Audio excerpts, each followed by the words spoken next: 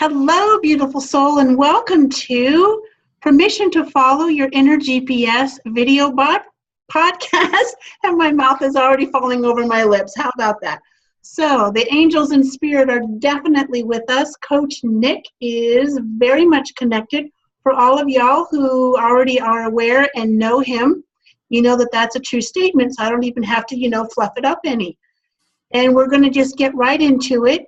He is amazing. He and I met through social media, a couple months ago or so, and have just really enjoyed starting to get to know each other and be a part of each other's groups and just really help others shine their own light and get their messages started. So hello and welcome, Coach Nick. How are you? I'm doing fantastic. Thank you so much, Terry, for inviting me to be part of your show. Absolutely. You were one of the first people I thought. I was like, okay, Coach Nick. Well, I appreciate it. Well, tell us a little bit about you and what it is you do. Yeah, sure. So, I do a couple different things. So my main gig, as I like to call it, is the Freedompreneurs Club, where I help generally spiritually based entrepreneurs be able to generate more sales to become freedompreneurs. And generally I get the question, well, what exactly is a freedompreneur? And that's defined as someone who works when they want, where they want, whenever they want, with whoever they want, doing the thing you love to do. And I know you've heard this spiel before because I say it consistently on the Inside Scoop, which is a show that I do on my Facebook page. And my real message is about freedom. And so my other business is the Akashic Academy. And at the Akashic Academy, that's a place for people who want to make their spiritual journey a priority. So I'm an entrepreneur by trade, and my message is freedom. And freedom is defined in a few different ways. So the first way that I define freedom which is generally how most people come to this path. At least it was the way that I came to the path, I should say, which was actually I wanted financial freedom, material freedom, as I like to call it, is that I wanted to figure out, well, how do I be materially free in this world? And as I began to search the path of material freedom, I realized that there was a deeper level of freedom, which I'll call freedom of expression. Okay. Which is that we all have a talent, a gift, a mission, a passion, a message, something that I truly believe God has instilled in all of us to come out into this world and to use, to dance with, to play with, to create with. And I believe that our soul knows what this expression is. But in the material world, in the planet that we live in, it sometimes gets stifled by material things like I got to go to work and I have to have all of these obligations. So the first level of freedom is this idea of material freedom. How do I just escape or get away from whether it's the corporate job or the government job or the thing that I feel is restricting my creativity and expression? And then we move to this freedom of expression. And this freedom of expression is a journey of figuring out, well, who am I? And how do I express myself in the world? If for some people it's playing beautiful music, and for some people it's painting, and those are the obvious ones, right? Some people it's speaking and coaching and healing. But there's some people that write beautifully or that can just love beautifully. There's endless amounts of expressions.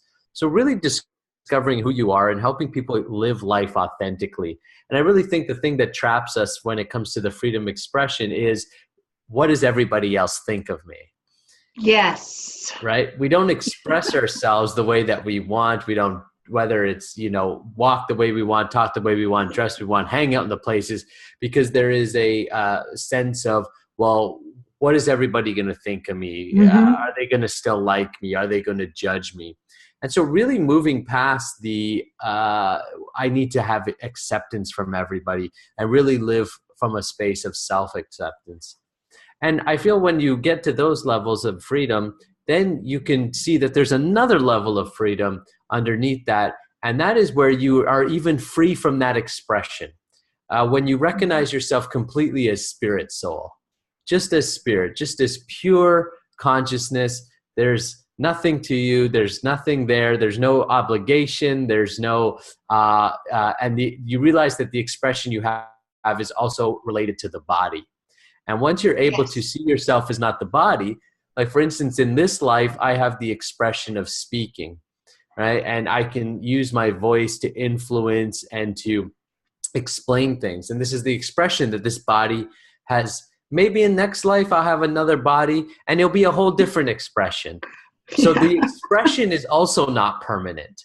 And so the designation isn't permanent. And so in that way, we should also not be too attached to it as well. That makes sense to me. So tell us a little bit about your journey. How did you get to here? You probably didn't start off with all of this wisdom and this intuitive knowledge that you tap into. Yeah, no. Yeah, no, definitely not. Yeah. I was, pretty just, I would still just consider myself just a pretty normal person, just an individual that, I always was drawn to spirituality. I remember I grew up in Catholic school, and I remember grade 3, they handed the Bible out to everybody. And I'm pretty sure that nobody did anything with it. I can't say that for sure, but I remember I opened it up and I was reading it and I was like, oh, I kind of like this guy Jesus, and I like this book of Matthew, and and so I was always intrigued, and but I never really found it never fully resonated with me, the expression that I was in. But I was always intrigued. But I remember in grade 9 religion class, I was asking a ton of questions. I was hammering my religion teacher with questions. Like, what? and maybe, we delude ourselves about it in our own memory, right? So I don't remember myself doing it in a way that I was trying to give him a hard time. I do think that I was genuinely curious about, well, what about this and what about that?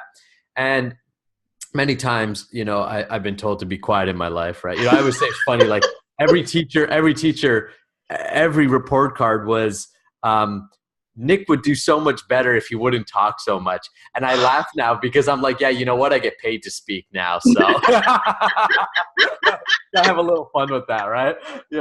But the whole idea is, I was really curious, but I, in grade 9 religion, I remember I was hammering my teacher with questions, and he told me, basically, you got to shut up. You just got to have faith. You didn't say those words. I'm giving you my verbatim, right? But basically, you got to be quiet. You just have to have faith. And basically, your questioning is a sign of your disfaith.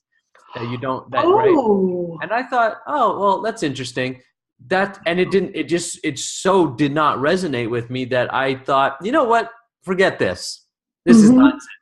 And what I did is I put religion, spirituality, anything that related to God, spirituality, and anything that I put it all in the same box, and I just pushed it aside, said, forget this. And I really just, forgot about it and didn't pay much attention to it. And then it was later on in my life, when I was going through some tough times, as usually the spiritual journey tends to lead us, right? The Buddha said that suffering will be your path, suffering will be your gift, right? So through my own suffering, I really started to ask questions again. So, well, who am I? What is this? And again, I was drawn to spirituality. In fact, I remember myself and my wife, Sarah, she lived at the time across from a Buddhist temple. We never went inside, but I remember sitting there and, us saying, oh, I wonder what happens in there. I wonder what goes on in there. So, there was always an intrigue. And eventually, so I went and I pursued, like many young guys, I pursued material life as a way to find happiness. Right? Well, I'll get rich, I'll get famous, I will, right? This will be my path, and then I'll find my joy. And so I did many, many different businesses trying to pursue rich and fame and all this type of thing. And I just kept butting up against myself and just self-sabotaging. I didn't have that language for it at the time, but that's what was happening. And then, so I met a coach, and she had a very deep faith herself, and I was really impressed with her and who she was. And I started working with a coach, and, she started getting me to do the self-reflective work. I started asking new questions. I ended up selling my business, becoming a coach myself, and really started diving into the spiritual journey. I seemed to grab the concepts really quickly. when I read it, I was like, okay, I get it. And I was able to apply it very quickly. Okay. So my guess is that through maybe past life experiences, I've been on this journey for some time. So hence, people say, oh, well, you seem to be able to grasp the concepts very easily. Well, it's not the first time that I've been here and I've done it. Yeah, in Texas, we say it's not my first rodeo. That's right. Yeah, that's exactly. It's not my first rodeo. It's not my first time around the block. No. So in that way, at a young age, I seem to understand things that sometimes, I always tell people age and wisdom have nothing to do with each other. I know some people that have lots of age and little wisdom. Mm-hmm. And I've met some young people. I'm thinking of one particular young man that I met. He must be 16, 17 years old. And I can learn so much from him. He's so wise at a young age, right? So, wisdom and age doesn't have anything to do with each other. So so that's been my overall journey in a nutshell. And there's been a lot of bumps in the road and, a lot of learning lessons along the way. Well, tell us about one of those bumps or those learning lessons, because there are so many amazing empaths and spiritual seekers, or whatever you want to call them, that are on their path and trying to figure out, like, well, wow, Coach Nick has it all made, or so-and-so, their life is really good, and they're seeing the results of all the work, all the trials, all the bumps, all the lessons. So would you share just even one of those with us so you can help someone else say, you know what? I can do it. I can do it too. Well, I'll share, the one that really led me into a deeper spiritual path, which was me trying to give up smoking marijuana. So I smoked weed most of my life. And I mean, like get up in the morning, hit the bong, have a joint, then start the day, like that kind of smoking, not like, oh, I smoked on the weekends. Like I was pretty much high for about 10 years of my life. When I knew intuitively that it was sabotaging my life and that I wouldn't really be able to fulfill my purpose if I continued to have this addiction. And I didn't even see it really so much as an addiction until I tried to give it up and realize, oh my gosh, I'm addicted. Like this is a serious thing. And so I gave it up, and then I relapsed and I gave it up, and I sort of had that journey with it. Mm-hmm. Right. But I one of the things, so that was definitely something. So, and the bigger thing is vices. We got to be able to move through our vices. So, for me, it was smoking dope. For other people, it might be cigarettes. It might be alcohol. It might be shopping. It might be sex. It might be social media. Did somebody like my photo or my page, right? Like we're very quick in this age to get attached and now seeking outside validation Mm-hmm. for ourselves.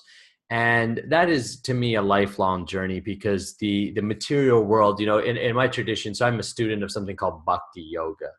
And Bhakti Yoga is an ancient practice that has its roots in India.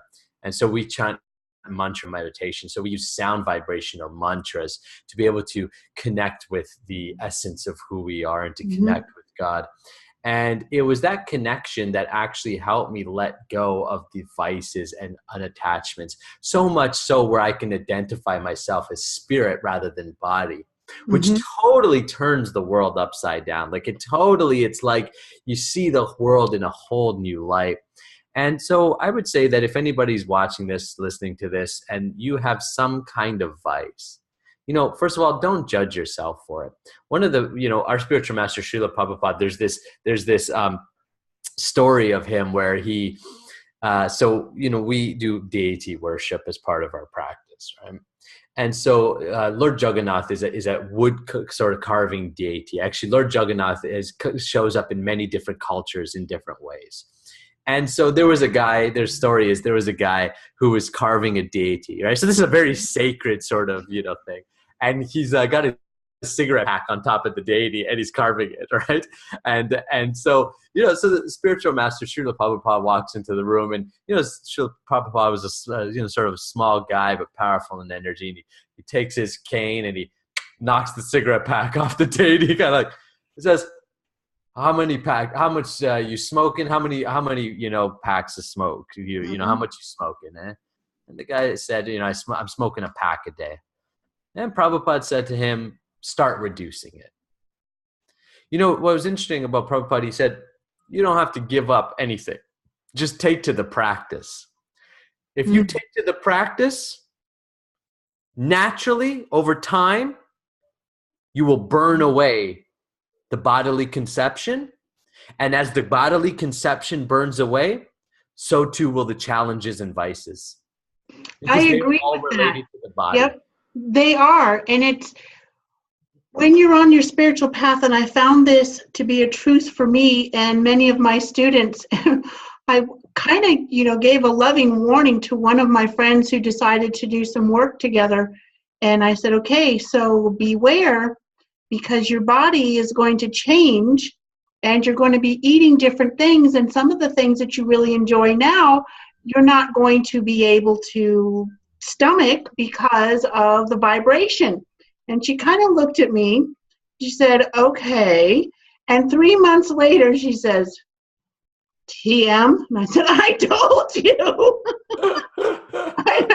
So the way of practice is very true. You don't have to give up or sacrifice anything. Your body will tell you if you're listening. Right. It's just a misalignment and you can't eat or drink certain things. That's right. There's, myself and Sarah, we've gone through that. I mean, we've taken to a vegetarian diet. We've taken to, dramatically reduce sugar intakes. Much of the things that we all used to enjoy, before, right? There's another story, and excuse me, I may butcher his name, so I say it in all respect. Yogananda, Parahamsa, Yeah. I believe. Yes. I might have butchered that, but I think he's got a book called The Autobiography of a Yogi. Yes. And there was a nice documentary on him that we watched, and there's this kind of like this rock star dude, and he was sitting with the yogi and said, man, all this religion, and I don't know about all this religion, and so many rules and stuff. And so the yogi said, well, what's the, what's your problem? Like, right? Like, what is it that you have a problem with? What is it that you don't want to give up? He said, so Yogi said, you're drinking a lot, and this guy's like a rock star, right? He's like cool guy, glasses, the whole, the whole nine, right? He's like, yeah, Yogi, Yogi, I'm drinking, blah, blah. And so Yogi says, so keep drinking. Oh, rock star goes, oh, okay. And I said, what else? You smoking? You smoke cigarettes? The guy said, yeah, I'm smoking cigarettes. I'm smoking. Said, go ahead, keep smoking. Oh, well, okay, I can get into this, right? He said, what about illicit sex? You sleeping around, you haven't, you're a rock star, right? Blah, blah. He said, yeah, Yogi, I'm sleeping around, I'm doing that, right? Blah, blah. I said, go ahead, go ahead. So this guy's like, okay, I can totally get into this, right? And then the yogi says, but here's the deal. Keep to the practice. And I can't promise you that you'll want to do that stuff anymore. Exactly. And that's the secret. I think that when we approach spirituality from the side of giving up, it becomes daunting. When we approach it to the side of adding, then it becomes doable. So rather focusing, and I mean, we know this in law of attraction principles, we know this in, rather than focusing on what do I have to stop, start focusing on what can I do, and take to a practice. Find the practice that resonates with you. Yes. And take to it. The one that calls to you, and take to it, but take to it wholeheartedly. Don't just put your toe in it. Jump into it. We always say, like, you can look at the honey jar and you can kind of, take a little honey that drips, from the, oh yeah, that tastes good. And this is what most people are doing with spirituality right now. Yeah. They're looking at the honey jar and they're saying, I get it. And then they taste a little of the sweetness from the side of the jar. And they're like, I got it. I understand. But what we're saying is take that lid off, stick your whole hand in the jar and really taste it. Then you will feel the sweetness of it. And what is taking the lid off and putting your whole hand in the jar? it's diving in completely. Surrender. This word surrender comes up in spiritual practices. All Right? the time. All the time. Surrender. Surrender to it. Stop fighting it. If your soul is calling for it, it's leading you there. But it's the material mind and all of our attachments of who we think we are and what are my friends going to think I am or whatever. Like all of this, right? All of this stuff that says, no, I'm just going to keep doing what I'm doing. And what's amazing is people keep doing what they're doing and they're miserable. They are. But they don't know it. They don't. And I've turned the word or the phrase or the whole part about surrender into something different. We are surrendering, but we're giving into faith. Yes. And giving up fear and doubt. To me, that's what surrendering is. I'm very happy to surrender all that junk. Yeah. And step into faith and trust. That's how I view surrender, and that's how I teach it. Yeah, absolutely. There's, every spiritual teacher, and again, this is where we get caught in the material part of it. As you go down the spiritual process, you begin to see the essence of what the teacher is saying, and not get too caught up on the language or words. Yes. Because right now, the material conscious person, and when I say, okay, let me define material and spiritual. Material means separate from source in my world. When I say material, not just, I'm materialistic in the sense of I'm going to buy things. Material means I feel like I am somehow separate to everything else. So I am material. The body is material. I am identified with the body. Therefore, I am material because the body's job is to actually separate from the whole and try to have an individual experience. So in that way, that's material. Spiritual means connected. So in connection. So when I say, material, what I'm talking about is those times where you feel separate to everything. And therefore, you fall into fear, doubt, worry, anxiety, all the negative spectrums, because the negative or dark spectrums are dark, can also be called ignorance. And the ignorance is that you are somehow separate to the light meaning knowledge or source, right? And so in this way, our material conceptions is what doesn't allow us to surrender. So when we are material conscious, then we fight over the material language. Well, I wave my sage with my right hand and you wave it with my left hand. And now we're going to fight each other about how we should wave our sage around. And it's like, Hare Krishna. Right? But so the processes are there to help guide you, right? So we do have processes and rules and regulations, because at first, we need those rules. We need those regulations to be able to discipline the mind and the body. And then there will be a time where you will enjoy the rules and regulations, but you will also see beyond them. And then you will see how, they have a different set of rules and regulations, but I see how it takes them to the same place.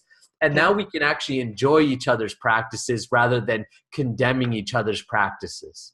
Because, yes, and what it really comes down to in my material language for the spiritual side of me is learn, accept what resonates, and be careful between just, no, and not resonating. There's a big difference between, no, that doesn't feel right for me, and okay, it's a little bit outside of my current comfort zone, so I'm going to, maybe watch it, listen to it, stick my toe or my whole foot in, and then take the parts that feel right for you, and then allow spirit or your guides or angels to help guide you to what is the best part of all of those practices for you and your path.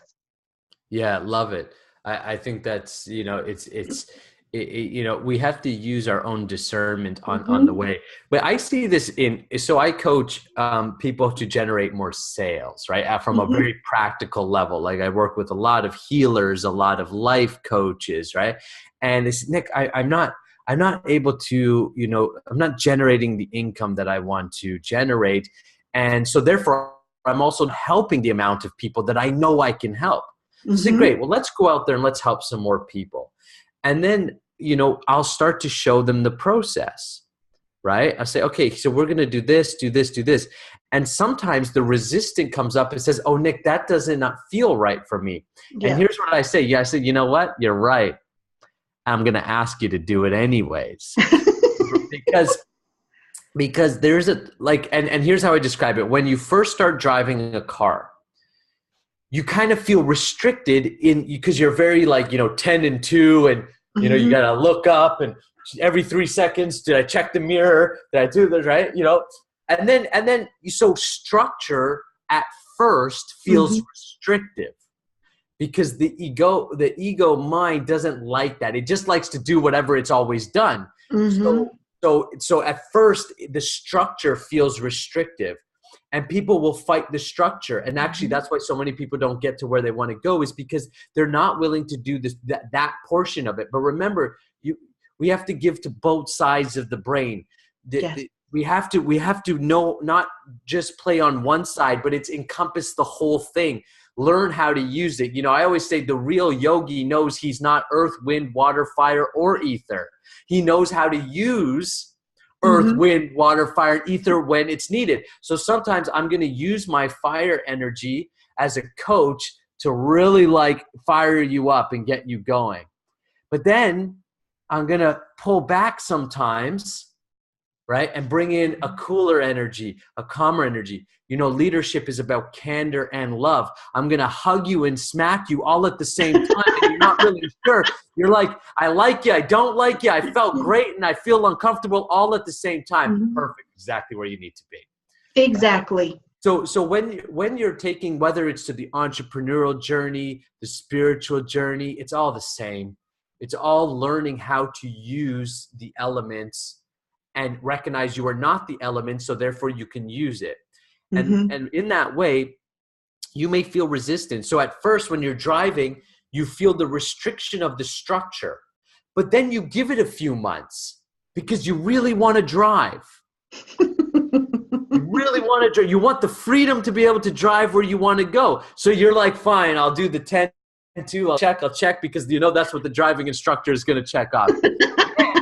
After a few months, you're driving. Then what happens is you realize, hey, you know what? I can, if you're me in my younger age, you can kind of pull one of these, right? You can pull your music up loud, right? Yep. So then all of a sudden you show up within the structure. Yes. Because now now you get it. Now you're like, oh, I've got, it's in my body how to drive. Mm-hmm. Now I can be free in that and begin to express myself. So, I'm mentioning this because, again, whether it's taking to the spiritual process, the entrepreneurial process, whatever it is that you're looking to do, you may feel restricted in that journey at first, Mm-hmm. but just stick it out. And then you will find that what you think is restricting you is actually freeing you. Yes. There's a beautiful saying that says, what often tastes sweet at first is poison later. This is very practical. Chocolate bar, very sweet at first, pleasing to the senses. But what happens when we eat too much chocolate bars, right? We may end up with some health challenges. So what is sweet at first later becomes poison. And what tastes like poison at first Mm-hmm. becomes sweet later on. So in the spiritual process, it may be like, well, sit down and chant your mantras. Oh my gosh, oh my gosh, I gotta do this. But then you do it, and then the mind begins to settle. You begin to have realizations about yourself, and then all of a sudden, now you can't wait to do your mantras. Exactly. Because it's sweet. You're like, oh, you could sweet this to it, right? So Yep. This is very practical. Another good example of this, just to kind of hammer the point, is I like to use the example of Buckley's. That medicine. It's a medicine. It's like it's and their advertisement. Buckley's advertised like a cough medicine, like a cough syrup is what it is, right? So their advertisement is really funny. It's like tastes awful, but it works. Right? I think that's so clever. I was like, that's funny. So take the example of medicine. Oh gosh, this medicine doesn't taste good. You see, it tastes nasty to you at first, but then you start to heal. Then all of a sudden, you're like, oh, I'll take to the medicine. Spiritual process is like medicine for material life. Yes. It's medicine. So at first, it doesn't taste sweet. At first, it's going to feel restrictive. And a lot of people justify not going the whole way or sticking their whole, sticking their hand in the honey jar, because they say, no, it doesn't feel right for me. But then they dabble along and they never actually fully go into a process. So my encouragement, and again, same thing, like if you're building a business, it's the same thing. You got to be willing to be uncomfortable till you taste the sweetness of it. And then once you start getting the results, you're like, oh, yeah. So in this way, you have to trust your mentor. In the spiritual process, if you are going to take to a mentor, surrender. Yes. Take to them. Do what they tell you to do, because use your discernment. Say, this is the person for me. Great. Right. Then take to them. But don't fight them along the way. Yeah.